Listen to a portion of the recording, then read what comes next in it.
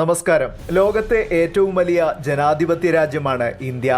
നമ്മുടെ തെരഞ്ഞെടുപ്പ് സംവിധാനം ബൃഹത്തെങ്കിലും കുറ്റമറ്റ രീതിയിലാണ് നടക്കുന്നത്. എന്നാൽ ലോക്സഭാ പ്രതിപക്ഷ നേതാവ് രാഹുൽ ഗാന്ധി നമ്മുടെ തെരഞ്ഞെടുപ്പ് സംവിധാനത്തെ അവഹേളിക്കുന്ന രീതിയിൽ പ്രസ്താവനകൾ തുടരുകയാണ്. ഈ വിഷയമാണ് ഈ വീഡിയോയിൽ പരാമർശിക്കുന്നത്. വീഡിയോയിലേക്ക് കടക്കും മുൻപ് ഒരു അഭ്യർത്ഥന.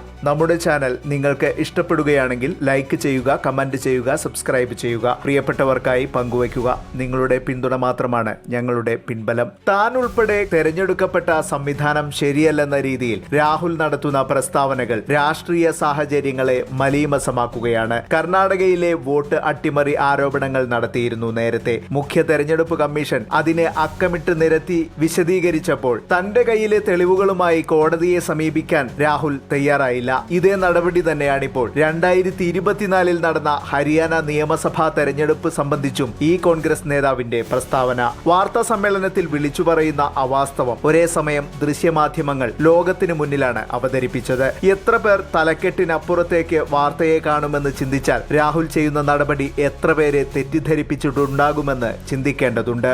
നരേന്ദ്രമോദി തെരഞ്ഞെടുപ്പിൽ അട്ടിമറി നടത്തിയാണ് പ്രധാനമന്ത്രിയായതെന്ന ആരോപണത്തിലൂടെ മോദിയാണ് രാഹുലിന്റെ ലക്ഷ്യമെന്ന് മനസ്സിലാക്കാം. എന്നാൽ ഇന്നോളം മോദിക്കെതിരെ ഒരു തെളിവ് നിരത്താൻ പോലും രാഹുലിന് കഴിയാത്തത് ആ രാഷ്ട്രീയക്കാരന്റെ വിശ്വാസ്യതയെ ചോദ്യം ചെയ്യുന്നതിലേക്കാണ് എത്തിക്കുന്നത്. അവസാനം ആരോപണം തെളിയിക്കാൻ രാഹുൽ ജൻസിയെ ആശ്രയിക്കുമെന്ന തരത്തിലെ നിലപാട് അധികാരത്തിലെത്താൻ ഇനി രാജ്യത്തെ കലാപത്തിലേക്ക് നയിക്കണമെന്ന ധ്വനിയാണ് ഉയർത്തുന്നത്. മുൻപൊരിക്കൽ മുൻ പ്രധാനമന്ത്രിയും രാഹുലിന്റെ മുത്തശ്ശിയുമായിരുന്ന ഇന്ദിരാഗാന്ധി രാജ്യത്ത് അടിയന്തരാവസ്ഥ പ്രഖ്യാപിച്ചതിന്റെ സാഹചര്യം എന്തായിരുന്നുവെന്ന് രാഹുൽ മനസ്സിലാക്കി കാണും. അധികാരം ഏതുവിധേനയും കൈപ്പിടിയിലൊതുക്കുകയായിരുന്നു ഇന്ദിരയുടെ ലക്ഷ്യം. ഇന്ന് ജൻസികളെ പ്രകോപിപ്പിച്ച് തെരുവിലിറക്കി അധികാരം പിടിക്കുകയെന്ന ധ്വനിയാണ് രാഹുലിന്റെ പ്രസ്താവനയിൽ നിന്നും ഉയരുന്നതും. ജനപിന്തുണയോടെ അധികാരത്തിലേറാനോ കുടുംബാവകാശമായി കരുതുന്ന പ്രധാനമന്ത്രി പദത്തിലെത്താനോ കഴിയില്ലെന്ന ധാരണയാണ് രാഹുൽ എന്ന രാഷ്ട്രീയക്കാരനെ അലട്ടുന്നത്. 25 ലക്ഷം കള്ളവോട്ട് നടന്നു. 5 ലക്ഷത്തിലധികം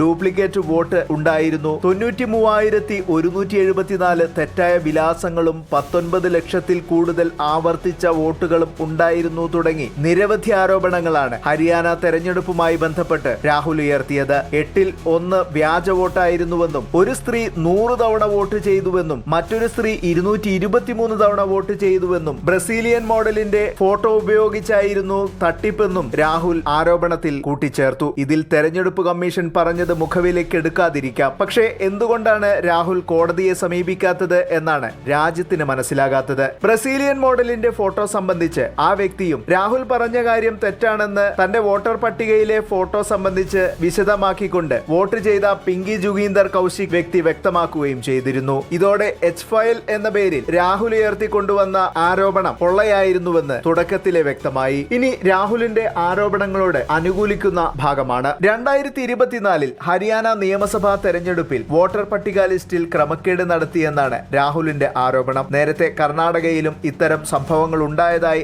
ആരോപിച്ചുവെങ്കിലും തെരഞ്ഞെടുപ്പ് കമ്മീഷൻ പറഞ്ഞ വാദത്തെ ಖಂಡಿക്കാൻ കോടതിയെ സമീപിക്കാനോ രാഹുൽ തയ്യാറായിരുന്നില്ല. ഹരിയാന നിയമസഭാ തെരഞ്ഞെടുപ്പിനെതിരെ രാഹുലിന്റെ ആരോപണത്തിലും വസ്തുനിഷ്ഠമായി തെരഞ്ഞെടുപ്പ് കമ്മീഷൻ പ്രതികരിച്ചിട്ടുണ്ട്. 2 കോടി വോട്ടർമാരുള്ള ഒരു സ്ഥലത്ത് 25 ലക്ഷം വ്യാജ വോട്ടർമാർ എന്ന് പറയുന്നത് തന്നെ വിവേകശൂന്യമായ ഒരു കണ്ടെത്തലാണ്. വോട്ടേഴ്സ് ലിസ്റ്റ് തെരഞ്ഞെടുപ്പിന് മുൻപ് പരിശോധിക്കാൻ കഴിയുമെന്നിരിക്കെ രാഹുലിന്റെ ആരോപണം പാടെ പൊളിഞ്ഞു വീഴുകയാണ്. കോൺഗ്രസിനെ തോൽപ്പിക്കാനാണിത് ചെയ്തതെന്ന് പറയുമ്പോൾ കോൺഗ്രസ് ശക്തമായ ഹരിയാനയിൽ ഒരു നേതാവിനും ഇത്ര കാലത്തിനിടെ പോലും അക്കാര്യം മനസ്സിലായില്ലേ എന്ന ചോദ്യം ഇവിടെ ഉയരുകയാണ്. വോട്ടേഴ്സ് ലിസ്റ്റ് സംബന്ധിച്ച് രാഹുൽ പറയുന്നത് ശരിയാണ്. രാജ്യത്തെ വോട്ടർ പട്ടിക പരിപൂർണമായും ശരിയല്ല. നിരവധി തെറ്റുകളുണ്ട് അതിൽ. വ്യാജ വോട്ടുകൾ, ഇരട്ടിപ്പിക്കുന്ന വോട്ടുകൾ തുടങ്ങി നിരവധി തെറ്റുകൾ തിരുത്തേണ്ടവ തന്നെയാണ്. സുപ്രീം കോടതി പോലും ഇക്കാര്യം വ്യക്തമാക്കിയിട്ടുമുണ്ട്. മുഖ്യ തെരഞ്ഞെടുപ്പ് കമ്മീഷൻ അതിന് നടപടികൾ സ്വീകരിക്കുകയും ചെയ്തു. സ്പെഷ്യൽ ഇന്റൻസീവ് റിവിഷൻ എന്ന തീവ്രയജ്ഞം അതിനുവേണ്ടിയാണ് പ്രഖ്യാപിച്ചത്. ആ നടപടിക്കെതിരെ കോൺഗ്രസിന്റെ നിലപാട്